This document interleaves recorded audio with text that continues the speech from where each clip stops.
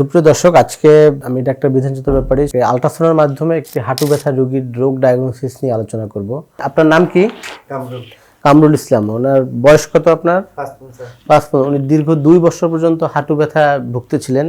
হাঁটুতে ওনার দীর্ঘ কষ্ট ছিল। আমরা এখন ওনাকে একটা আল্ট্রাসাউন্ডের মাধ্যমে রোগ নির্ণয় করার চেষ্টা করছি। আমরা জানি বর্তমান সময়ে সবচেয়ে আধুনিক চিকিৎসা হচ্ছে এখন মাসকুলোস্কেলেটাল পেইন ইনজুরি ডায়াগনোসিস করার জন্য আল্ট্রাসাউন্ড সবচেয়ে ভালো কাজ করে।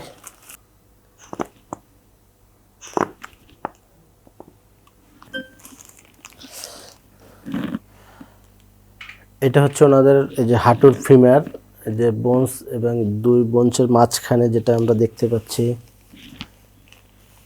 এই যে 2 হাঁটুর মাঝখানে যে ফ্লুইড থাকে বা জেল থাকে, এই জেলটা কমে গেছে, সাইনোভিয়াল ফ্লুইডটা কমে গেছে, মিনিসকাস ইনজুরি আছে এবং ফ্লুইড কালেকশন আছে ওনার কিছু।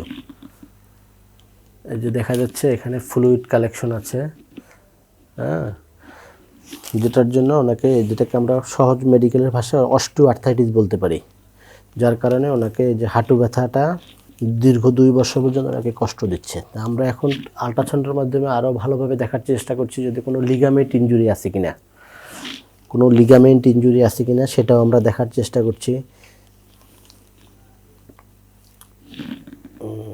কোনো লিগামেন্ট ইনজুরি আছে কিনা, না লিগামেন্ট ইনজুরি নাই, শুধু মিনিসকাস ইনজুরি আছে এবং যেটাকে অস্টিওআর্থ্রাইটিস জনিত ক্ষয় বলে।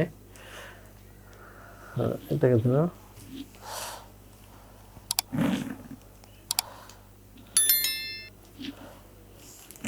সুপ্রিয় দর্শক, তাহলে আমি আজকে ডাক্তার বিধানচন্দ্র ব্যাপারী আপনাকে হাঁটু ব্যথার ডায়াগনোসিস নিয়ে এটাই বিদায় নিচ্ছি আজকে। যাদের হাঁটু ব্যথা, কোমর ব্যথা, ঘাড় ব্যথা আছে, অবশ্যই দেরি না করে আপনার সঠিক চিকিৎসার জন্য আমাদের সাথে যোগাযোগ করবেন। আমরা একটু বিজ্ঞানসম্মত উপায়ে পার্শ্ব প্রতিক্রিয়াহীন অপারেশন মিনিটে চিকিৎসা দেওয়ার চেষ্টা করব। ধন্যবাদ সবাইকে।